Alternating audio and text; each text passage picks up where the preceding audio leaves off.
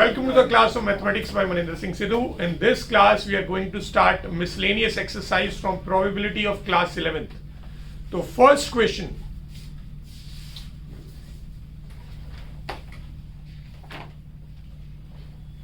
A box contains 10 red marbles, 20 blue marbles, and 30 green marbles.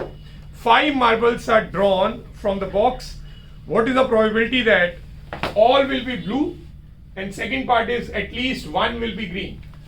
मैं यहाँ पे कुछ नए पार्ट्स ऐड कर रहा हूँ जिससे कि इन दोनों जो पार्ट्स दे रखे हैं इनके बीच में काफी ब्रिजिंग गैप है, वो ब्रिज करने के लिए कुछ न्यू पार्ट्स ऐड हम कर रहे हैं. Now this question is different from all the probability question that you have done till now. क्या डिफरेंट है? इस क्वेश्चन में उन्होंने बोला 5 मार्बल्स आर ड्रॉन. अब तक आपने जितना भी इस क्लास से पहले प्रोबेबिलिटी के क्वेश्चन कर रखे हो, क्लास 9, 8, 10 किसी भी क्लास में, उन सभी में हर बार एक ही ऑब्जेक्ट को ड्रॉ किया जाता था. जैसे 1 ball is drawn, 1 card is drawn, 1 person is selected. But ये फर्स्ट टाइम एक ऐसा क्वेश्चन आया है जिसमें एक से ज्यादा चीजें एक साथ ड्रॉ हो रही हैं. जब भी एक से ज्यादा चीजें इकट्ठी ड्रॉ की जाती हैं वहां पे कॉम्बिनेशंस की जरूरत पड़ने वाली है हमें. वाई? हम कॉम्बिनेशन की हमें क्यों जरूरत पड़ने वाली है? देखिए, अगर हम मार्बल टोटल कितने हैं? 10 रेड मार्बल्स हैं, 20 ब्लू मार्बल्स हैं, 30 ग्रीन मार्बल्स हैं, टोटल 60 मार्बल्स हैं. अगर हमें 5 मार्बल्स ड्रॉ कर रहे हो इन 60 में से, तो वो तो कोई भी 5 मार्बल्स हो सकते हैं. तो वो कोई भी 5 मार्बल्स को चूज करने के नंबर ऑफ वेज हैं 60C5. यानी all will be blue. You want कि पांचों के 5 जितने भी आपने ड्रॉ किए हैं वो सब ब्लू होने चाहिए. तो टोटल नंबर ऑफ आउटकम्स जो है वो 60C5 होगा. अगर हमें एक ही मार्बल ड्रॉ करना होता तो टोटल नंबर ऑफ आउटकम 60 होते सिर्फ. ठीक है, वहां पे हम कॉम्बिनेशन का यूज क्यों नहीं करते थे? कॉम्बिनेशन वहां पे भी यूज होता था. आपसे जो इससे प्रीवियस क्लास में आपने प्रोबेबिलिटी करी है, अगर उसके अकॉर्डिंग ये क्वेश्चन होता कि ओनली 1 मार्बल इज ड्रॉन, तो यहां पे आता 60C1. तो 60C1 कितना होता है? 60 होता है, क्योंकि NC1 की वैल्यू n होती है. तो वो 60C1 60 बन जाता था. इसलिए इससे पहले जितना भी आपने प्रोबेबिलिटी के क्वेश्चन या कॉन्सेप्ट पढ़े हैं उनमें एक ही चीज ड्रॉ होती थी जिससे कि कॉम्बिनेशन का कॉन्सेप्ट यूज ना हो, क्योंकि कॉम्बिनेशन का कॉन्सेप्ट आपने 11th क्लास में आके ही पढ़ा है. तो इससे पहले इसलिए एक ही चीज ड्रॉ हो रही थी. तो कॉम्बिनेशन वहां पे भी था, पर वहां पे हर बार फॉर्मूला यूज हो जाता था NC1 is equal to n. अब एक से ज्यादा चीजें ड्रॉ हो रही है तो नंबर ऑफ आउटकम्स 60C5 हो जाएंगे. ये है टोटल नंबर ऑफ आउटकम्स. ऊपर हम हमेशा रखते हैं फेवरेबल आउटकम्स, नीचे हमने रखा है कि 5 मार्बल कौन कौन से आ सकते हैं, ऑल पॉसिबिलिटीज, वो है 60C5. अब फेवरेबल कौन से चाहिए? कौन से 5 मार्बल आप चाहते हैं? हम चाहते हैं कि सारे के सारे ब्लू हो, पांचों के 5 ब्लू मार्बल हो. Now how many blue marbles are there? We have 20 blue marbles and any of those 20 we can take. तो इनमें से कोई भी 5 मार्बल चाहिए तो नंबर ऑफ वेज हो जाएंगे 20C5. तो इस पार्ट की प्रोबेबिलिटी है 20C5 अपॉन 60C5. इसको आप ऐसे ही छोड़ देंगे. अगर ये C के बाद ये नीचे वाला नंबर 1 या 2 तक हो तो आप उसे सॉल्व कर लो, अदरवाइज उसे ऐसे ही आप छोड़ सकते हो. तो इसी तरह से एक्सेप्टेबल रहेगा. सेकेंड पार्ट जो है ये एनसीईआरटी के according at least 1 will be green. ये मैं अभी बाद में करवाऊंगा, पहले आपको कुछ और पार्ट्स में करवा रहा हूं. नेक्स्ट है एग्जैक्टली 2 रेड. देखिए, ये उसी क्वेश्चन का पार्ट हम ऐड ऑन कर रहे हैं. Remember we have drawn 5 marbles और उन 5 मार्बल्स में ये कंडीशन दे रखी है कि 2 रेड होने चाहिए. 2 से ज्यादा नहीं, 2 से कम नहीं, एग्जैक्टली 2 रेड होने चाहिए. तो दैट मीन्स 2 रेड होंगे और साथ में जो बाकी के 3 होंगे वो किसी भी कलर के हो सकते हैं, रेड को छोड़ के. ठीक है, तो other 3 will be there, they will be non red marbles. ठीक है, क्योंकि अगर इनमें से दोबारा कोई रेड आ गया तो वो तो 2 से ज्यादा भी हो जाएंगे. तो हमें 2 से ज्यादा नहीं चाहिए, ना ही 2 से कम चाहिए. इसलिए we want 2 red and 3 non red. अब देखिए 2 रेड की प्रोबेबिलिटी क्या होगी? अगर हमें 10 रेड में से 2 रेड मार्बल्स ड्रॉ करने हो तो that will B 10C2. And के लिए हमेशा मल्टीप्लाई का साइन आता है. ये आपने परम्यूटेशन कॉम्बिनेशन में भी पढ़ा था. जब भी ओ आर और का यूज होगा उसका मतलब होता है डिफरेंट केसेस, वहां पे हम प्लस का साइन लगाते हैं। और अगर एंड का यूज हो दैट मींस मल्टीप्लिकेशन करनी है। 3 नॉन रेड, देखिए 10 रेड मार्बल्स हैं तो नॉन रेड जो है ये मिला के 50 नॉन रेड मार्बल्स हैं। उन 50 नॉन रेड मार्बल्स में से आपको कोई भी 3 सेलेक्ट करने हैं, तो ये होंगे फेवरेबल आउटकम्स और नीचे आएगा total number of outcomes and that will B 60C5 only. तो ये इस पार्ट की प्रोबेबिलिटी है। नेक्स्ट पे आ जाते हैं 3 ब्लू एंड 2 ग्रीन। यहां पे क्लियरली डिफाइन करके उन्होंने दे दिया कि 3 ब्लू चाहिए और 2 ग्रीन चाहिए। जैसे यहां पे बताया था 2 रेड चाहिए, बाकी के 3 कौन से चाहिए ये नहीं बताया था। यहां पे क्लियरली डिफाइंड है, तो ये बहुत सिंपल पार्ट है। ब्लू मार्बल्स टोटल हैं कितने, 20 है। आपको उनमें से कोई भी 3 सेलेक्ट कर लेने और आगे एंड का यूज हो रहा है तो इसलिए मल्टीप्लाई आएगा। इसके बाद है 2 green, there are total 30 green marbles and out of those we have to select any 2 and upon में आ जाएगा 5 मार्बल्स ड्रॉ किए तो 60C5। तो ये इसकी प्रोबेबिलिटी होगी, आप ऐसे ही छोड़ देंगे। हाँ, इसको सॉल्व तभी करना है अगर आपके टीचर ने स्पेशली बोल रखा हो कि कॉम्बिनेशन प्रॉपर सॉल्व करके आना है। इन दैट केस ओनली आपको ये सॉल्व करना है और फिर इन दैट केस आपको टीचर अगर वो एग्जाम में क्वेश्चन देंगी तो वो ज्यादा मार्क्स के देंगी, अदरवाइज ये 1-1 मार्क के आएंगे, आप इतना ही करके छोड़ देंगे। ठीक है, नेक्स्ट पे आ जाते हैं all marbles of same colour. Remember आपने 5 मार्बल ड्रॉ किए हैं और यहां कंडीशन है कि पांचों के 5 सेम कलर के होने चाहिए। अब सेम कौन से कलर के होंगे, या तो पांचों रेड के हो सकते हैं, या फिर पांचों ब्लू हो सकते हैं, या फिर पांचों ग्रीन हो सकते हैं। तो दैट मींस यहां पे केसेस बन रहे हैं, ऑल 5 रेड या फिर ऑल 5 ब्लू या फिर ऑल 5 ग्रीन। तो यहां केसेस बनेंगे कौन से, 5 रेड और 5 ब्लू और 5 ग्रीन, ये केस बने। अब केसेस जब भी बनते हैं, जब भी और आएगा तो बीच में प्लस का साइन आने वाला है। तो यहां पे 5 रेड, देखिए रेड कितने, 10 है, तो 10C5 आगे और है इसलिए आप प्लस लगा देंगे। फिर 5 ब्लू, ब्लू मार्बल्स 20 है तो 20C5 प्लस ग्रीन भी 5 चाहिए तो 30C5।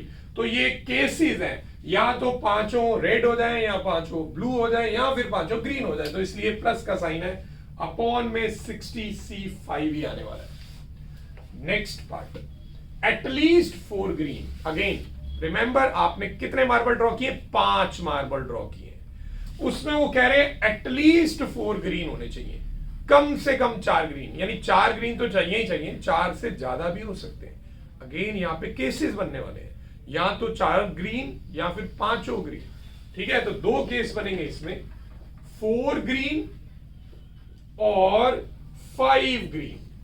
अब यहां पे एक पॉइंट है जो आपको मिस नहीं करना है, जब आप 4 ग्रीन ड्रॉ कर रहे हो, याद रखिए टोटल 5 मार्बल ड्रॉ हुए, तो एक जो 5वां मार्बल है उसको अकाउंट में लेना है, नहीं तो आपका क्वेश्चन गलत हो जाएगा। तो यहां पे आपको एंड 1 नॉन ग्रीन करना पड़ेगा, एक नॉन ग्रीन मार्बल भी चाहिए होगा। तो 4 ग्रीन ड्रॉ करने हैं और एक नॉन ग्रीन ड्रॉ करना है, या फिर दूसरा केस होगा कि पांचों के पांचों ग्रीन ड्रॉ कर लो।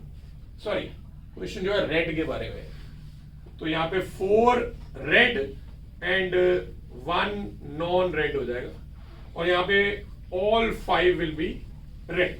तो 4 रेड अगर आप ड्रॉ करते हैं तो वो आ जाएगा 10C4 और आगे एंड 1 नॉन रेड है, और नॉन रेड जो है वो मिला के 50 बनते हैं, तो 50C1 अपॉन 60C5 आ जाएगा। आगे और लिखा हुआ है तो इसलिए प्लस आएगा। इस बार है पांचों रेड होने चाहिए, तो पांचों रेड हम जानते हैं 10 रेड हैं, तो उनमें से 5 ड्रॉ हो जाएंगे।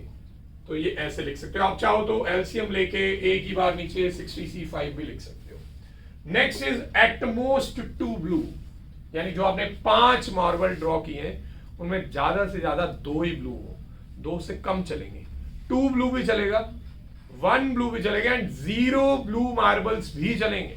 तो इसमें 3 केसेस बनने वाले हैं, 2 ब्लू मार्बल्स और 1 ब्लू मार्बल और 0 ब्लू मार्बल। अब याद रखिए यहां पे 2 ब्लू है तो बाकी के 3 जो है वो नॉन ब्लू होंगे, यहां पे 1 ब्लू है तो बाकी के 4 जो है वो नॉन ब्लू मार्बल होंगे। और यहाँ पे 0 ब्लू है, तो यानी पांचों के पांच जो है वो नॉन ब्लू मार्बल्स होंगे। तो 2 ब्लू वाले मार्बल्स हैं 20, तो 20C2 दो ब्लू आ गए और नॉन ब्लू मिला के 10 और 30 40 हो जाते हैं। 40 में से कोई भी 3 ड्रॉ कर लेंगे अपॉन 60C5 आने वाला है इसमें। अब आगे और है इसलिए प्लस 1 ब्लू मार्बल, 20 ब्लू में से 1 ब्लू मार्बल ड्रॉ करेंगे और बाकी के 4 जो नॉन ब्लू होंगे तो वो 40C4 हो जाएगा अपॉन 60C5। और लास्ट है 0 ब्लू मार्बल, यानी ब्लू में से लेना ही कोई नहीं है आपने, इन 20 में से एक भी मार्बल नहीं लेना, तो इसका मतलब 5 के 5 ये रेड और ग्रीन यानी 40 में से ड्रॉ करने हैं, तो 40C5 अपॉन 60C5, तो ये इस पार्ट का आंसर आ जाता है। अब हम आते हैं सेकेंड पार्ट पे। Now we are ready for this part, जो एनसीईआरटी का सेकेंड पार्ट हमें गिवन है, क्योंकि हमने काफी सारे अब केसेस डिस्कस कर लिए हैं। यहां पे उन्होंने बोला एटलीस्ट 1 ग्रीन, यानी जो आपने 5 मार्बल ड्रॉ किए हैं उनमें कम से कम 1 ग्रीन होना चाहिए। तो इसका मतलब यहां केसेस बनने वाले हैं, कौन कौन से केसेस बनने वाले हैं? 1 ग्रीन और 2 ग्रीन और 3 ग्रीन और 4 ग्रीन मार्बल्स और 5 ग्रीन मार्बल्स, यानी 5 केसेस बन रहे हैं। बहुत ज्यादा केसेस हैं ये तो अगर इतने ज्यादा केसेस बन रहे हो तो आपको इसका रिवर्स वे भी जरूर सोचना चाहिए। अगर आपने 5 मार्बल ड्रॉ किए थे तो उसमें ज्यादा से ज्यादा कितने ग्रीन हो सकते थे? 5 ग्रीन हो सकते हैं ज्यादा से ज्यादा, पर कम से कम कितने हो सकते हैं? कम से कम हो सकते हैं 0 ग्रीन। अब इस पार्ट में उन्होंने कितने केसेस लेने को बोले हैं? 1 ग्रीन वाला भी लेने को बोला है, 2 वाला भी, 3 वाला भी, 4 वाला भी और 5 वाला भी। सिर्फ एक ही पार्ट है जो उन्होंने लेने को नहीं बोला, वो है नो ग्रीन वाला। तो हम इन 5 पार्ट की प्रोबेबिलिटी निकालने की बजाय सीधा उस पार्ट की प्रोबेबिलिटी निकाल लेते हैं जो पूछी नहीं है उन्होंने, 0 ग्रीन मार्बल, और उसकी प्रोबेबिलिटी निकाल के 1 में से माइनस कर दो। That will be the correct and the smart way of doing this question. आप चाहो तो ऐसे 5 केसेस बना के ये क्वेश्चन कर सकते हो, बट स्मार्ट वे यही कहता है कि आप 1 में से प्रोबेबिलिटी माइनस करिए नो ग्रीन मार्बल की। नो ग्रीन मार्बल यानी पांचों के 5 नॉन ग्रीन है, तो वो कैसे होगा? नॉन ग्रीन मार्बल कितने हैं? 10 रेड और 20 ब्लू, 30 है non green marble. Actually green भी 30 है, नॉन ग्रीन भी 30 है। तो इन नॉन ग्रीन 30 में से 30C5 5 मार्बल ड्रॉ कर लो upon 60C5। Now this will be the probability. अब नेक्स्ट टाइम ये देखेंगे, याद रखिए ये जो 30 है ये ग्रीन के लिए नहीं लिखा है हमने, ये नॉन ग्रीन के लिए लिखा हुआ है। आपको भूल ना जाए इसलिए एक काम करते हैं, यहां पे मैं 10 + 20 लिख देता हूं। 10 + 20C5 that will B 30C5। अब इसमें आपको याद रहेगा ये 10 रेड एंड 20 ब्लू बना के बना है। तो इस तरह से ये क्वेश्चन हमारा खत्म होता है, बट इस तरह के क्वेश्चन के और भी मल्टीपल पार्ट्स बनाए जा सकते हैं, तो इसलिए आपका कॉन्सेप्ट क्लियर होना बहुत जरूरी है। ये नोट करके नेक्स्ट क्वेश्चन पे चलते हैं।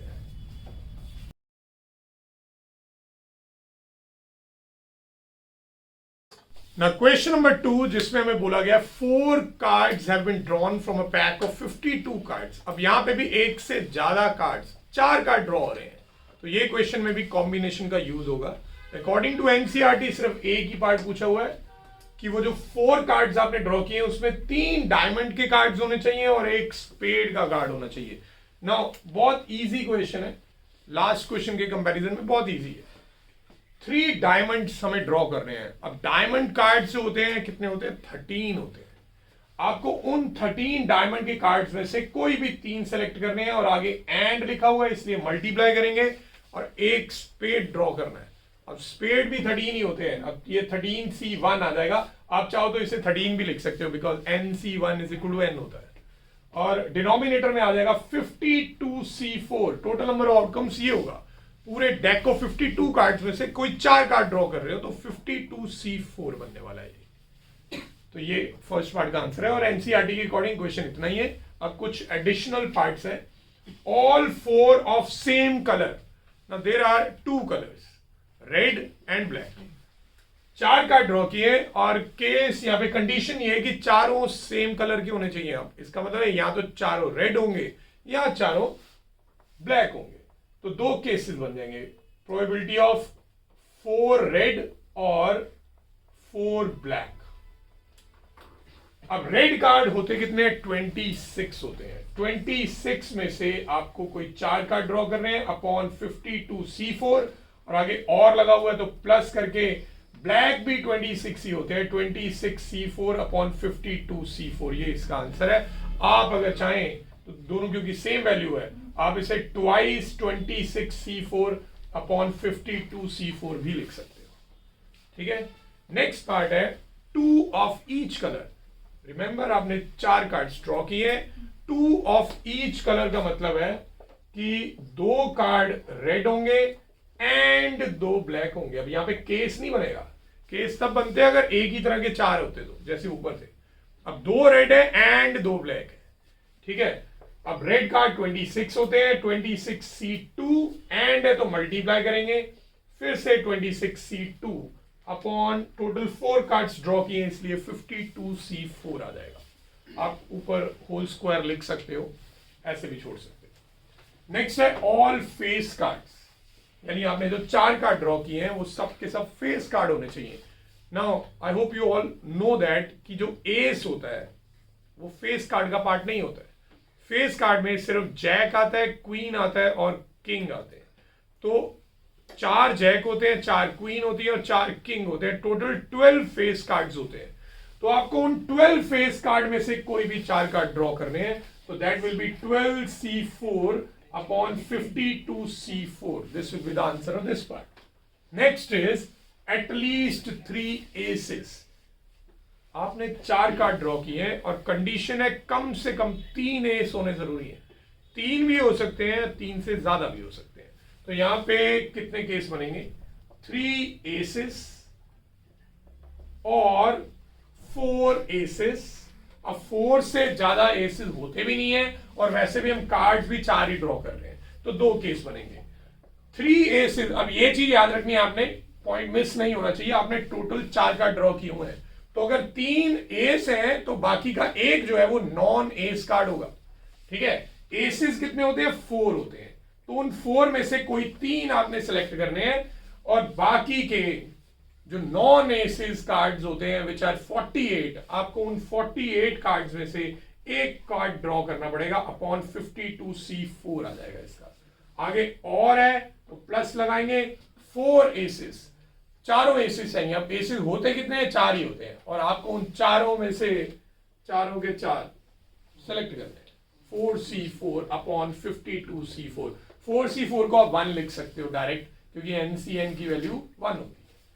Last part, 1 of each suit, यानी जो आपने 4 कार्ड ड्रॉ किए हैं वो चारों अलग अलग सूट के होने चाहिए। अब कितने सूट होते हैं? 4 सूट्स होते हैं। कौन कौन से होते हैं? स्पेड होता है, क्लब होता है, डायमंड होता है, हार्ट होता है। 2 ब्लैक और 2 रेड, मतलब 2 सूट रेड के होते हैं, 2 सूट ब्लैक के होते हैं। तो आपको हर एक 13 कार्ड्स होते हैं हर एक सूट में, उनमें से 1 कार्ड ईच आपको ड्रॉ करना है। यानी कि मैं सिंप्लीफाई कर देता हूं इसे, 1 club and 1 spade and 1 heart and 1 diamond. तो ये चारों तरह का एक एक कार्ड लेंगे तो टोटल 4 कार्ड्स ड्रॉ हो जाएंगे। क्लब होते हैं 13, 13C1, एंड है तो multiply.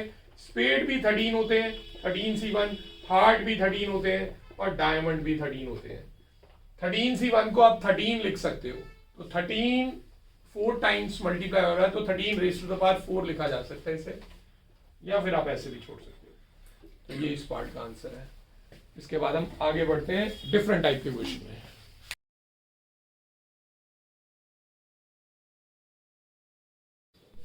Now question number 3 is a die has 2 faces each with number 1। तो ये एक नॉर्मल डाई नहीं है, एक स्पेशल टाइप का डाई है जिसके 2 फेसेस पे 1 लिखा हुआ है and 3 faces with number 2, 3 faces पे नंबर 2 लिखा हुआ है और एक फेस पे नंबर 3 लिखा हुआ है। 6 फेसेस होते हैं, 2 फेसेस पे नंबर 1 लिखा हुआ है, 3 फेसेस पे नंबर 2 लिखा हुआ है और एक फेस पे नंबर 3 लिखा हुआ है। अब आपको प्रोबेबिलिटी निकालनी है 2 के आने की। अब 2 जो है कितने फेसेस पे लिखा हुआ है? 3 फेसेस पे लिखा हुआ है, तो 3/6 ये इसकी प्रोबेबिलिटी हो जाएगी 1/2। अब नेक्स्ट पार्ट है 1 और 3, यहां तो 1 आ जाए या 3 आ जाए। 1 जो है आपको 2 फेसेस पे मिलने वाला है और 3 आपको एक फेस पे मिलने वाला है, तो दोनों के मिला के 3 फेवरेबल आउटकम्स हो जाएंगे। ठीक है, सो इसकी भी प्रोबेबिलिटी 3/6 1/2 हो जाएगी। नेक्स्ट है नॉट 3 नहीं आना चाहिए, बाकी कुछ भी आ जाए। एक फेस है जिसपे 3 लिखा हुआ है, वो नहीं चाहिए आपको, तो इसका मतलब फेवरेबल जो है बाकी के 5 फेसेस हो जाएंगे। तो इसको आप ऐसे भी कर सकते हो, 1 में से 3 के आने की प्रोबेबिलिटी माइनस कर दो। 3 के आने की प्रोबेबिलिटी 1/6 होगी, क्योंकि एक ही फेस पे 3 लिखा हुआ है। या फिर आप डायरेक्टली 5/6 भी लिख सकते हो, जो कि यहां पे एलसीएम लेके भी वही बनने वाला है।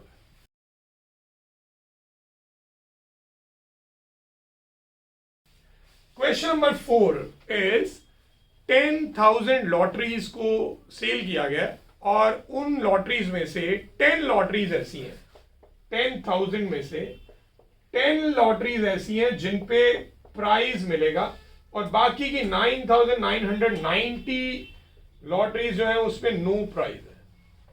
ठीक है, और हमें प्रोबेबिलिटी निकालनी है प्राइज ना जीतने की। फर्स्ट पार्ट में बोला हुआ है एक ही टिकट खरीदी गई है। देखिए, अगर एक ही टिकट खरीदी है तो यहां पे कॉम्बिनेशन लगाने की जरूरत नहीं है वैसे, क्योंकि एक ही टिकट का यहां पे केस बन रहा है। अब वो एक टिकट इनमें से होनी जरूरी है, तभी प्राइज नहीं आएगा, क्योंकि नो प्राइज की प्रोबेबिलिटी निकालनी है, नॉट विनिंग की।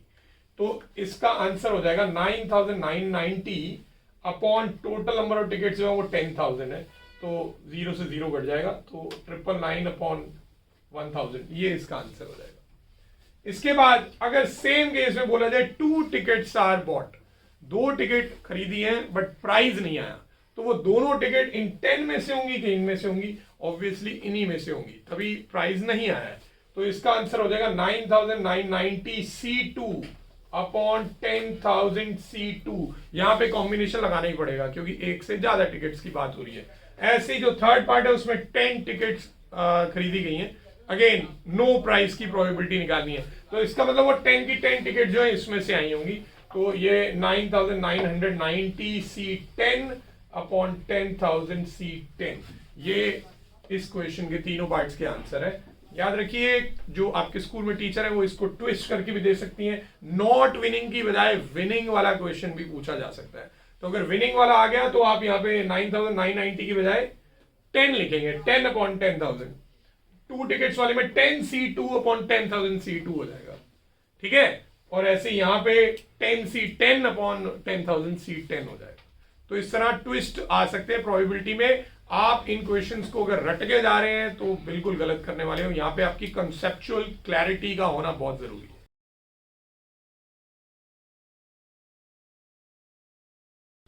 अब जो नेक्स्ट क्वेश्चन हम करने वाले हैं, question number 5, this is one of the most important questions जो एग्जामिनेशन पॉइंट ऑफ व्यू के अकॉर्डिंग मैं बता रहा हूं।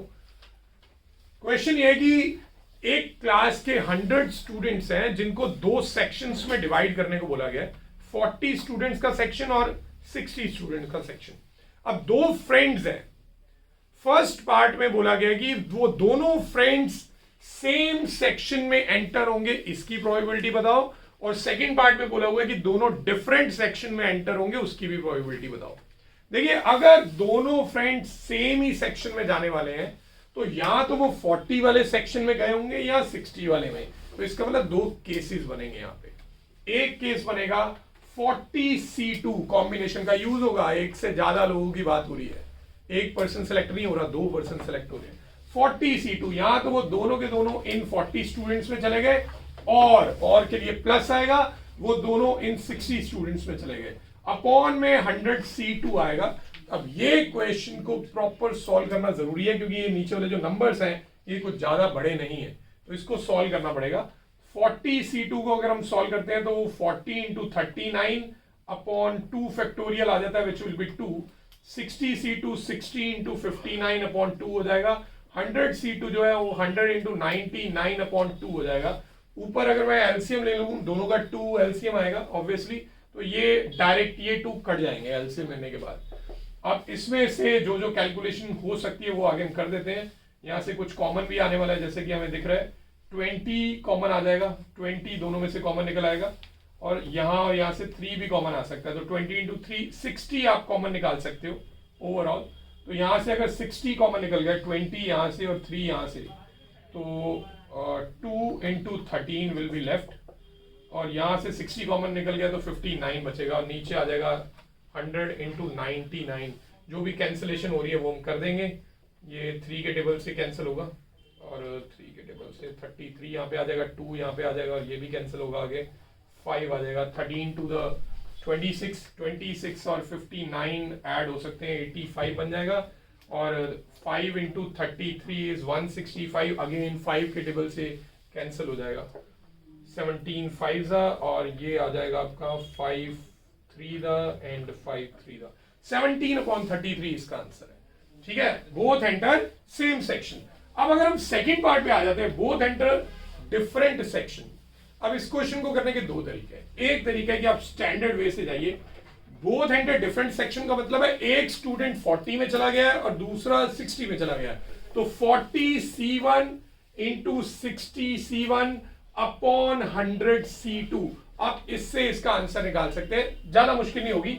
NC1 आप जानते हो, NC1 की वैल्यू n होती है, तो ये 40 बन जाएगा, ये 60 बन जाएगा, और 100 C2 आपको सॉल्व करना पड़ेगा। यहां पे आप फर्स्ट पार्ट की हेल्प ले सकते हो। देखो, दो ही केस हो सकते हैं, या तो दोनों स्टूडेंट सेम सेक्शन में चले जाएं, या दोनों स्टूडेंट डिफरेंट सेक्शन में चले जाएं। ठीक है, सेम सेक्शन में जाने वाली प्रोबेबिलिटी हम ऑलरेडी निकाल चुके हैं, तो अगर हम इस प्रोबेबिलिटी को 1 में से माइनस कर दें तो डायरेक्ट आपको आंसर मिल जाएगा इस प्रोबेबिलिटी का कि बोथ एंटर डिफरेंट सेक्शन। तो आप इसको सॉल्व करने के लिए 1 में से प्रोबेबिलिटी माइनस कर सकते हो, बोथ एंटर सेम सेक्शन। तो सेम सेक्शन की प्रोबेबिलिटी आपने 17/33 करके सॉल्व किया, एलसीएम लेके सॉल्व करेंगे तो 16/33 आ जाएगा। बट ये मेथड तभी एप्लीकेबल होगा अगर आपको एग्जाम में दोनों पार्ट्स पूछे जाते हैं, तो आप फर्स्ट पार्ट की हेल्प से सेकंड पार्ट जो है वो जल्दी कर सकते हो। बट अगर सिर्फ एक ही पार्ट पूछा हुआ तो ये मेथड भी आपको आना बहुत जरूरी है। अब आप इसको अपने आप कॉम्बिनेशन के फॉर्मूले लगा के सॉल्व करिए एंड वेरीफाई कीजिए कि इसका आंसर जो है वो सेम आता है या नहीं। इसके बाद हम अगला एक और इंपॉर्टेंट क्वेश्चन करने वाले हैं।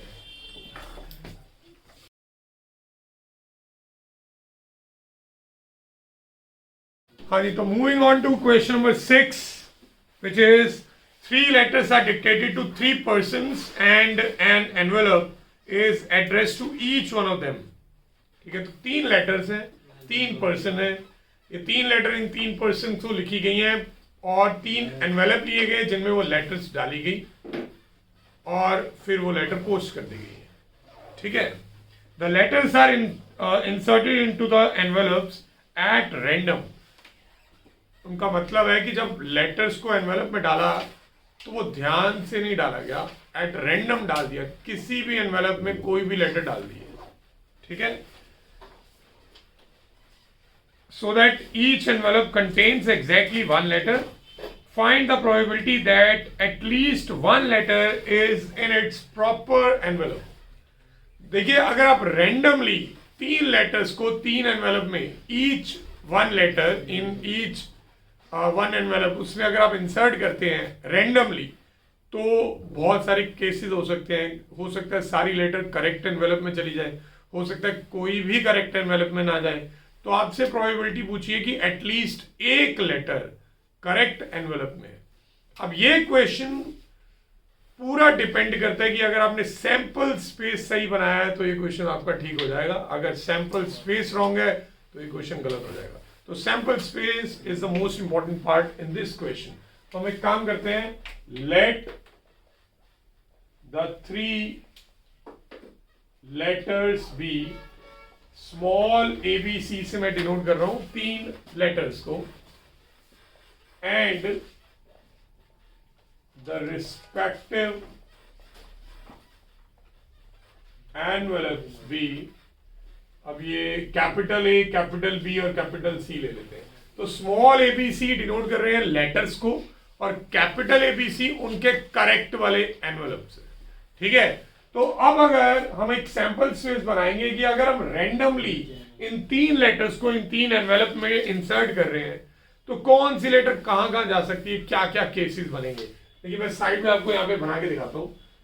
ये अगर 3 एनवेलप्स है, दीज आर 3 एनवेलप्स, और इनकी करेक्ट लेटर्स ये है, ये करेक्ट लेटर्स है, ठीक है।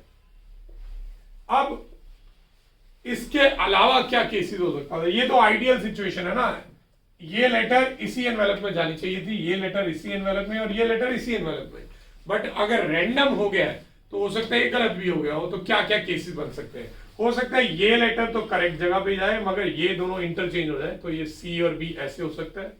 इसके अलावा हो सकता है ए के अंदर बी आ जाए और इन दोनों में ए और सी, और फिर इन्हीं ए और सी को इंटरचेंज कर देंगे और इसके बाद फर्स्ट प्लेस पे हम सी को रख के इधर ए एंड बी को रखेंगे और फिर ये बी और ए को रखेंगे। तो ये 6 सिनेरियोस बन सकते हैं अगर हमें 3 लेटर्स को 3 एनवेलप्स में डालना हो। जस्ट लाइक 3 चेयर्स अवेलेबल हैं और 3 लोगों ने बैठ रहा हो तो परम्यूटेशन लगता है वहां पे 3p3, तो 3p3 होता है 3 फैक्टोरियल जो कि 6 आता है। तो ये बिल्कुल वैसा ही सिनेरियो है, यहाँ पे चेयर और पर्सन की बजाय एनवेलप्स और लेटर्स है। तो इन सारे केसेस को सैंपल स्पेस में हम लिख देंगे। कैसे लिखेंगे, जैसे एक सिनेरियो है ए बी बी सी सी, यानी ये वाला सिनेरियो सारे लेटर करेक्ट एनवेलप में है। उसके बाद सेकंड वाले को हम लिखेंगे ए सी बी सी, ये वाला।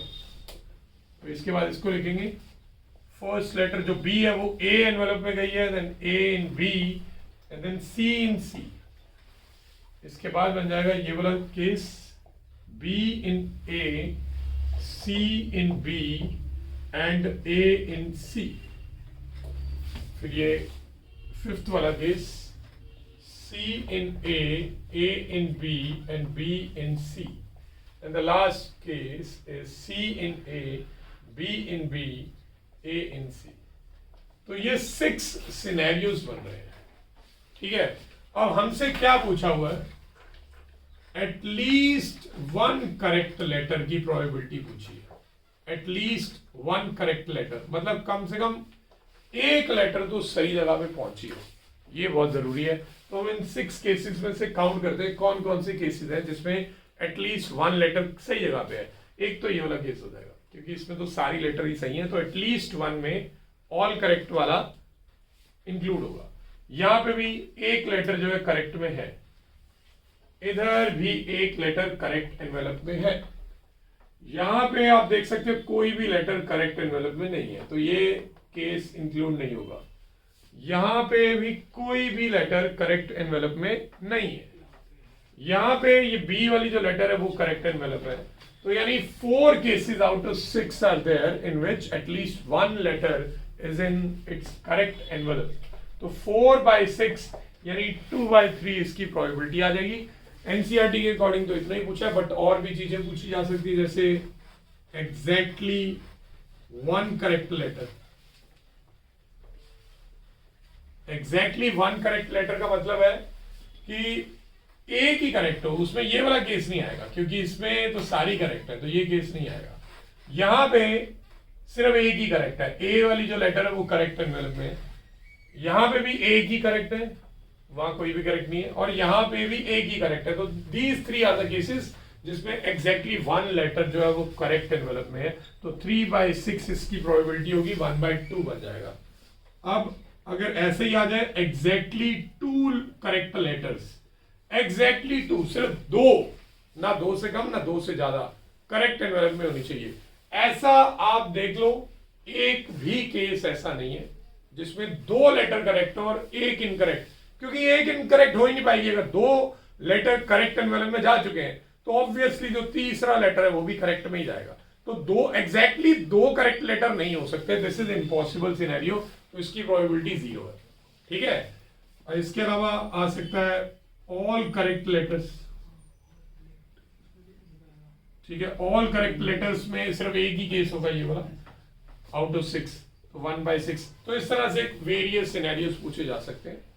तो ये बात नोट करेंगे, फिर हम नेक्स्ट क्वेश्चन पे चलते हैं।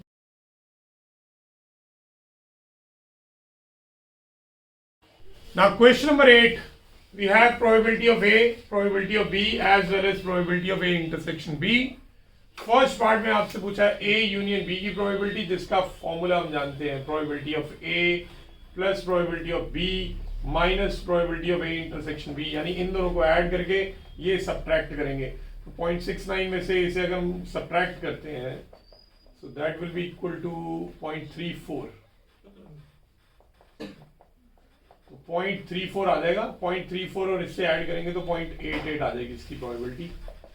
नेक्स्ट पार्ट में पूछा A complement intersection B complement, दोनों पे कॉम्प्लीमेंट है तो हम डी मॉर्गन्स लॉ का यूज करेंगे, ये हमने पढ़ा था लास्ट एक्सरसाइज में। तो ये साइन यूनियन बन जाएगा और ये 1 में से यूनियन की प्रोबेबिलिटी माइनस करनी पड़ेगी, तो 1 में से 0.88 माइनस करेंगे तो आंसर आ जाएगा 0.12।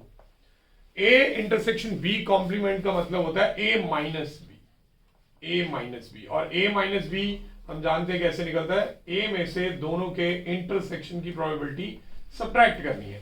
ए की प्रोबेबिलिटी जो है वो 0.54 है और इंटरसेक्शन की प्रोबेबिलिटी 0.35 है, माइनस करने पे 0.19 आ जाएगा, तो ये इसका आंसर है। Next is B intersection A complement, that will be B minus A, और बी माइनस ए यानी बी में से ए इंटरसेक्शन बी की प्रोबेबिलिटी माइनस करेंगे, तो 0.69 में से 0.35 माइनस करेंगे तो आंसर आएगा 0.34। ये क्वेश्चन नंबर 7 हो चुका है। नेक्स्ट क्वेश्चन नंबर 8 है, उसमें हमें एक कंपनी के 5 एम्प्लॉयज की डेटा दे रखी है। हरीश, उसकी एज 30, रोहन की एज, इस तरह पांचों की हमें एज बता रखी है और हमसे प्रोबेबिलिटी पूछी है that the person is either male और ओवर 35 ईयर्स। देखिए अगर तो ये क्वेश्चन एमसीक्यू आता है तो एमसीक्यू में तो ये क्वेश्चन करना बहुत ही आसान है। आप सीधा काउंट ही कर लो ना, कितने लोग हैं जो या तो मेल हैं या 35 से ऊपर है, मतलब मेल है उसे भी काउंट कर लो, वो भी फेवरेबल आउटकम है, और अगर कोई 35 से ऊपर है उसे भी काउंट कर लेंगे। तो मेल वाले देख सकते हो आप 1, 2 और 3, ये तो है ही है। अब इन दोनों में से 35 से ऊपर एक है ये, तो ये चारों ऐड हो जाएंगे, यानी 4 people are there out of 5, तो इसकी प्रोबेबिलिटी सीधा 4/5 है। एमसीक्यू आए तो आप सीधा ही ऐसे कर सकते हो, but here in this question teacher अगर आपको ये क्वेश्चन 2 मार्क्स का देती है तो वो आपसे एक्सपेक्ट करेंगे कि आप फॉर्मूला यूज करें यहाँ पे, क्योंकि यहाँ पे और लिखा हुआ दैट मीन्स यूनियन का यूज करना है हमने। मेल को आप इवेंट ए मान लो और ओवर 35 ईयर्स को इवेंट बी मान लो, तो आपसे बेसिकली प्रोबेबिलिटी पूछी है ए यूनियन बी की, तो यहां आपसे एक्सपेक्ट किया जा रहा है कि आप फॉर्मूला लगा के आंसर निकालें इसका। Probability of A plus probability of B minus probability of A intersection B. A का मतलब है मेल, किसी भी पर्सन के मेल होने की प्रोबेबिलिटी है 3/5। बी का मतलब है over 35 years, there are only 2 person who are over 35 years, तो ओवर 35 होने की प्रोबेबिलिटी 2/5 है। और इंटरसेक्शन का मतलब होता है दोनों क्वालिटीज एक साथ कॉमन, ऐसे लोग जो मेल भी हैं और 35 से ऊपर भी हैं, मेल और ओवर 35 ईयर एक ही पर्सन है ऐसा, तो वो प्रोबेबिलिटी माइनस हो जाएगी उसकी 1/5। तो ये 5/5 में से 1 माइनस होगा तो 4/5 ही आएगी, जो वैसे भी हमने निकाल ही लेनी थी। तो इजी क्वेश्चन है ये। तो ये 8 हो गया।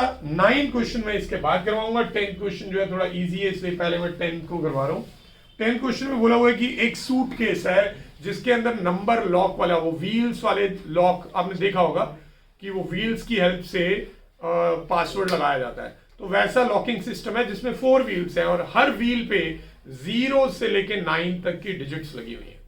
ठीक है, तो आपसे पूछा जा रहा है कि अगर पासवर्ड में कोई भी डिजिट रिपीट नहीं हो रही है, यानी पासवर्ड में चारों डिजिट डिफरेंट है, तो आपको प्रोबेबिलिटी निकालनी है कि आप उसे ओपन कर पाए किसी भी एक रैंडम पासवर्ड की हेल्प से। देखिए इसमें हमें पहले तो ये पता लगाना पड़ेगा कि पॉसिबल पासवर्ड्स कितने हो सकते हैं, how many possible passwords can be there. देखिए 0 से लेके 9 तक टोटल 10 डिजिट्स बनती है, आप उन 10 डिजिट्स की हेल्प से 4 डिजिट का पासवर्ड बनाने वाले हो। अब यहां पे एक चीज आपने याद रखनी है, ये 4 डिजिट का नंबर नहीं बना रहे हो, आप पासवर्ड बना रहे हो। अगर 4 डिजिट का नंबर बनाना हो ना तो एक कंडीशन होती है कि यहाँ पे सबसे फर्स्ट वाली प्लेस पे कभी 0 नहीं आएगा, मगर पासवर्ड में ऐसी कोई कंडीशन नहीं होती। पासवर्ड में आप 0 लगा सकते हो स्टार्टिंग में भी, ठीक है। तो सारी डिजिट जो है वो इक्वली लाइकली टू कम है, कोई भी डिजिट कहीं पे भी आ सकती है, ठीक है। तो हम यहाँ पे परम्यूटेशन का यूज कर लेंगे, 10p4 लगा देंगे। Why permutation? क्योंकि रिपीटेशन अलाउड नहीं है। अगर रिपीटेशन अलाउड होती तो हम सिर्फ एफपीसी से ही कर सकते थे। आप यहाँ पे एफपीसी भी लगा सकते हो इस डिजिट को फिल करने के लिए। How many choices are there? 10। कोई भी एक डिजिट आ सकती है। नेक्स्ट वाले के लिए there will be 9 choices, next वाले के लिए 8 एंड नेक्स्ट वाले के लिए 7। तो इसे अगर हम मल्टीप्लाई कर लेते हैं तो 72 into 7, so that will B 504 into 10 करेंगे तो 5040। तो इतने पॉसिबल पासवर्ड्स हैं। अगर इस क्वेश्चन में बोला होता कि रिपीटेशन अलाउड है तो हर एक डिजिट के लिए 10 चॉइसेस होती, तो 10 इंटू 10 4 टाइम्स अगर आप करते तो 10,000 पासवर्ड्स बन सकते थे इन दैट केस। तो उस केस में यहाँ पे 10,000 आता। अब इसमें से करेक्ट पासवर्ड्स कितने हैं? देखिए करेक्ट पासवर्ड तो ऑब्वियसली एक ही होगा, एक के अलावा थोड़ी हो सकता है। अगर कोई पासवर्ड है 1 2 3 4 तो वो 1 2 3 4 पे ही ओपन होगा। अगर आपने 4 3 2 1 डाल दिया तो वो ओपन नहीं होने वाला, ठीक है। तो पासवर्ड जो है वो बिल्कुल ऑर्डर में ही मैटर करता है। इसी टाइप का एक क्वेश्चन हमने किया था लास्ट एक्सरसाइज में, जिसमें वो लॉटरी वाला क्वेश्चन था। आपको 1 से लेकर 20 तक नंबर्स में से कोई 6 नंबर चूज करने थे। वहां पे ऑर्डर इंपॉर्टेंट नहीं था, इसलिए वहां हमने कॉम्बिनेशन का यूज किया था 20C6 लगा के। बट यहाँ पे ऑर्डर इंपॉर्टेंट है। पासवर्ड वाला कोई भी क्वेश्चन आएगा obviously order will be important, तो वहां पे आप परम्यूटेशन का ही यूज करेंगे, कॉम्बिनेशन नहीं। यहाँ पे आप 10p4 लगा लो या ये लगा लो, एक ही बात है। 10p4 भी सॉल्व करने पे यही आता है। तो करेक्ट पासवर्ड सिर्फ एक ही होंगे। तो अब करेक्ट पासवर्ड के होने की प्रोबेबिलिटी ऑब्वियसली 1/5040 हो जाएगी। चलिए इसके बाद नेक्स्ट क्वेश्चन पे।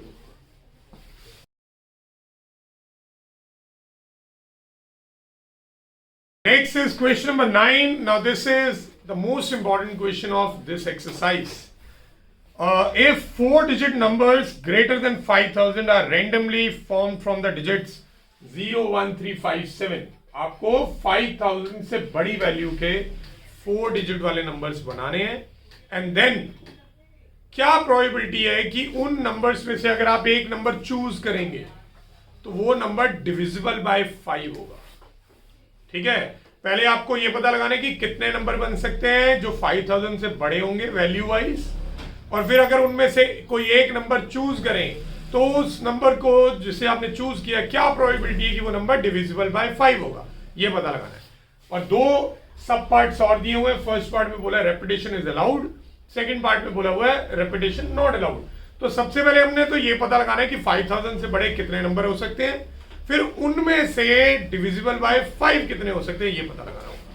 तो सबसे पहले अगर मैं रिपीटेशन अलाउड है और टोटल नंबर्स पता लगा रहा हूं विच आर ग्रेटर देन 5,000 से बड़े नंबर बनाने हैं, रिपीटेशन अलाउड है, तो बेटा सिर्फ फर्स्ट प्लेस को ही आपको ध्यान में रखना पड़ेगा कि फर्स्ट प्लेस में जो नंबर आएगा वो कौन सा आ सकता है इनमें से, आइदर 5 और 7। यहाँ पे 5 या 7 आ सकता है, बाकी जगह पे कोई भी नंबर आ सकता है इनमें से, क्योंकि 5,000 से बड़ा नंबर तभी बनेगा। तो फर्स्ट प्लेस के लिए देर आर 2 चॉइसेस और बाकी सबके लिए 5 5 एंड 5, टोटल मिला के 250 चॉइसेस विल बी देयर, यानी 250 different numbers which are value wise greater than 5,000 can be form. But एक प्रॉब्लम है, इन नंबर्स में से एक नंबर खुद 5,000 भी बनेगा। वाई? क्योंकि यहां पे 5 के आने की पॉसिबिलिटी है, क्योंकि हमने 5 और 7 को यहां पॉसिबिलिटी में रखा है, और बाकी के 3 प्लेसेस पे 0 आ सकता है बार बार, क्योंकि यहां पे भी 5 चॉइसेस है, यहां पे भी 5 चॉइसेस है, यहां पे भी 5 चॉइसेस है। Excuse me. तो 5,000 can B one of the numbers. तो क्योंकि बोला हुआ है कि नंबर जो है वो 5,000 से बड़े होने चाहिए, तो हमें 5,000 को एक्सक्लूड करना पड़ेगा, तो हमें -1 करना पड़ेगा। Why? We are actually excluding 5,000। तो टोटल नंबर कितने बन सकते हैं? 249 नंबर्स बन सकते हैं। अब अगर इसी क्वेश्चन में ग्रेटर देन और इक्वल टू 5,000 बोला होता तो 250 ही रहना था फिर उस केस में। तो 249 में अब हमें पता लगाना है कि कितने नंबर ऐसे होंगे जो डिविजिबल बाय 5 होंगे। डिविजिबल बाय 5, याद रखिए डिविजिबल बाय 5 इनमें से फाइंड करने हैं, ओवरऑल नहीं। यानी 5000 से बड़े भी होने चाहिए और डिविजिबल बाय 5 भी होने चाहिए। अगर आपको 5000 से बड़े नंबर चाहिए तो यहां पे सिर्फ दो ही चॉइसेस हैं, 5 और 7 की। अगर आपको डिविजिबल बाय 5 बनाना है तो लास्ट प्लेस पे भी दो ही चॉइसेस हैं, या तो 0 आ सकता है या 5 आ सकता है। बाकी बीच वाले दोनों प्लेसेस पे कोई भी नंबर आ सकता है। तो ऐसे टोटल नंबर्स कितने बनेंगे? 2 choices for this place, 5 choices each for other 2 places, और लास्ट के लिए भी 2। अब यहां पे ये टोटल बनता है 100।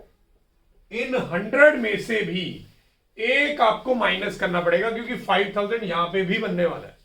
यहां पे 5 की चॉइस हमें मिली हुई है और यहां पे 0 की चॉइस मिली हुई है, और बीच में कोई भी नंबर आ सकता है, तो 0 भी आएगा ऑब्वियसली कभी ना कभी। तो 5000 यहां पे भी बन रहा है, तो हमें 5000 को यहां से भी एक्सक्लूड करना पड़ेगा। तो एक्सक्लूडिंग 5000 यहां पे भी करेंगे, सो 99। सो दैट मीन्स 5000 से बड़ी वैल्यू के 249 नंबर्स हो सकते हैं, और उन 249 नंबर्स में से 99 नंबर्स ऐसे होंगे जो डिविजिबल बाय 5 होंगे। So therefore probability of this event will be 99 by 249। 3 से ये कैंसिल हो जाएगा, 33 बाय 83। तो फर्स्ट पार्ट ये हमारा खत्म हो चुका है जिसमें रेपिटेशन अलाउड थी। अब हम चलते हैं सेकंड पार्ट में जिसमें रेपिटेशन अलाउड नहीं है। तो सबसे पहले तो हम ये पता लगाएंगे कि टोटल नंबर्स कितने बन सकते हैं विच आर ग्रेटर देन 5000। 5000 से बड़े अगर आपको नंबर बनाने हैं तो ऑब्वियसली फर्स्ट प्लेस पे आपके पास सिर्फ दो ही चॉइसेस हैं, ठीक है, क्योंकि 5 या 7 ही आ सकता है। 5 या 7 में से कोई भी एक जब यहां पे आ जाएगा तो नेक्स्ट प्लेस के लिए आपके पास 4 चॉइसेस बचेंगी, उससे नेक्स्ट वाले के लिए 3 और उससे नेक्स्ट वाले के लिए 2। चॉइसेस कम क्यों हो रही है? क्योंकि रेपिटेशन अलाउड नहीं है। वहां पे सेम चॉइसेस चल रही थी 5, 5 एंड 5, क्योंकि वहां पे रेपिटेशन अलाउड थी। तो यहां पे टोटल नंबर्स कितने बनेंगे? 2 into 4 into 3 into 2, so that will be equal to 48। तो जहां पे आप यहां देख पा रहे थे 249 नंबर्स बन पा रहे थे रेपिटेशन अलाउड होने की वजह से, इस केस में सिर्फ 48 नंबर्स ही ऐसे हैं जो ग्रेटर देन 5000 होंगे और जिनमें रेपिटेशन बिल्कुल भी नहीं हुई होगी। अब हमें पता लगाना है इन 48 नंबर्स में से कितने नंबर ऐसे हैं जो डिविजिबल बाय 5 है, ठीक है। तो next we are going to find how many numbers are there which are divisible by 5। अगर आपको 5 से डिविजिबल नंबर बनाना है और वो ऑब्वियसली ग्रेटर देन 5000 ही होना चाहिए, तो फर्स्ट प्लेस के लिए दो चॉइसेस हैं 5 और 7 की, और लास्ट प्लेस के लिए भी दो ही चॉइसेस है 0 और 5 की। अब प्रॉब्लम ये है कि 5 यहां पे भी चॉइस में है और वहां पे भी चॉइस में है। अगर मैंने 2 चॉइसेस यहां रख दिया और 2 ही चॉइसेस यहां रख दिया तो कभी ना कभी ऐसा सिनेरियो आ जाएगा जब 5 यहां पे भी प्रेजेंट हो जाएगा और वहां पे भी प्रेजेंट हो जाएगा, तो उस केस में रेपिटेशन नॉट अलाउड वाला केस जो है वो सेटिस्फाई नहीं होगा, तो आपका क्वेश्चन गलत हो जाएगा। तो आपको ये ध्यान रखना है कि 5 जब यहां आ रहा है तो उस वक्त यहां 5 ना है। Now how will you make sure of this? इसके लिए हमें केसेस बनाने पड़ेंगे। केस 1, उसमें हम कहेंगे कि नंबर स्टार्ट्स विद 5। अब हम यहां पे सिर्फ 5 को ही रख रहे हैं। नंबर यहां पे वैसे चॉइस 5 और 7 की थी, हमने 5 को रख दिया। अगर हम यहां पे 5 को रख देते हैं, फिक्स कर दिया हमने 5 को, 5 के अलावा और कोई नहीं आएगा, तो फिर आपके पास यहां पे भी 5 की चॉइस हट जाएगी। व्हाई? बिकॉज रिपीटेशन अलाउड नहीं है, 5 आपने फर्स्ट प्लेस पे यूज कर लिया है। तो यहां पे अब एक ही नंबर आ सकता है, वो है 0, क्योंकि आपको 5000 से बड़ा नंबर भी चाहिए और डिविजिबल बाय 5 भी चाहिए। तो ऐसे कितने नंबर बनेंगे? टोटल नंबर्स, इसके लिए एक ही चॉइस है, ठीक है, इसके लिए भी एक ही चॉइस है, 1 यहां पे 1 यहां पे।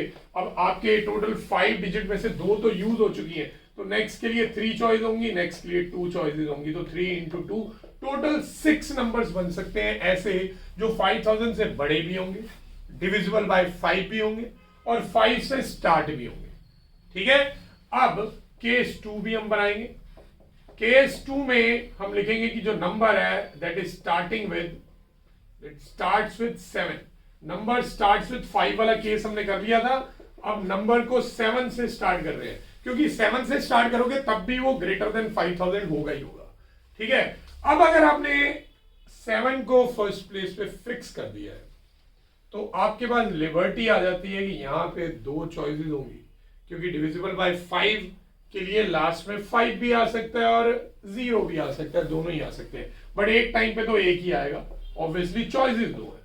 तो टोटल नंबर्स कितने बनेंगे? यहाँ के लिए एक ही चॉइस है, क्योंकि 7 अकेला 7 ही आ सकता है और कोई नहीं आ सकता। यहाँ के लिए आपके पास दो चॉइसेस हैं, और बचे हुए नंबर्स के लिए कितनी चॉइस होगी? एक डिजिट यहाँ यूज हो चुकी है और एक यहाँ पे, चॉइस दो थी मगर यूज एक ही हुई है, तो इसलिए 3 डिजिट अभी भी बचेंगे। इसके लिए 3 चॉइस और इसके लिए 2 चॉइसेस होंगी। तो ऐसे 3 इंटू 2 करके टोटल 12 नंबर्स बन रहे हैं। तो 6 नंबर्स वो हैं जो 5 से स्टार्ट हो रहे हैं, और 12 नंबर्स वो हैं जो 7 से स्टार्ट हो रहे हैं, और ये सारे के सारे नंबर डिविजिबल बाय 5 हैं, और सारे के सारे नंबर ग्रेटर देन 5000 भी हैं। तो that means total numbers which are greater than 5000 and divisible by 5 कितने हो जाएंगे बेटा? ये आपने केसेस बनाए हैं, और केसेस के आंसर हमेशा ऐड होते हैं। फर्स्ट केस का आंसर 6 था, सेकंड का 12 था, टोटल 18 आ जाएगा। तो दैट मीन्स 48 नंबर्स टोटल थे जो 5000 से बड़े थे। उन 48 नंबर्स में से 18 नंबर्स ऐसे हैं जो डिविजिबल बाय 5 है। सो therefore probability of this event will B 18 upon 48, तो 6 के टेबल से कैंसिल हो जाएगा, तो 3/8 इसका आंसर आ जाएगा। अब इस क्वेश्चन में बहुत सारे वेरिएशन दे सकते हैं टीचर एग्जाम में। इक्वेशन के आने के काफी ज्यादा चांसेस रहते हैं। यहाँ पे 5000 की बजाय कुछ और नंबर आ सकता है, 4000 से बड़ा नंबर चाहिए। यहाँ पे डिजिट्स जो है वो रिपीट, 5 डिजिट्स की बजाय 6 डिजिट दे सकते हैं। डिजिट्स को चेंज भी कर सकते हैं। एक जैसे मैं 3 को हटा के अगर मैं यहाँ पे 6 कर देता हूँ, तो उससे भी क्वेश्चन में बहुत सारे सिनेरियोस चेंज हो जाएंगे, क्योंकि फर्स्ट प्लेस पे पहले सिर्फ 2 ही चॉइसेस थी, 5 और 7 की, अब 3 चॉइसेस हो जाएंगी, 5, 6, 7 तीनों आ पाएंगे। तो ऐसे बहुत सारे चेंजेस किए जा सकते हैं इस क्वेश्चन में, जिससे आंसर इनका चेंज हो सकता है। तो अगर आप एक ही तरह का क्वेश्चन को रट के जाने वाले हैं, तो आप इस टाइप के क्वेश्चन में अपने साथ ही धोखा करने वाले हैं। इनके आंसर्स को लर्न नहीं करना है आपने, इनको समझ के जाना है। परम्यूटेशन कॉम्बिनेशन के कॉन्सेप्ट जो है वो आपको समझ में आने जरूरी है, क्वेश्चन रट के कोई फायदा नहीं होगा। So this brings us to the end of this exercise and this chapter.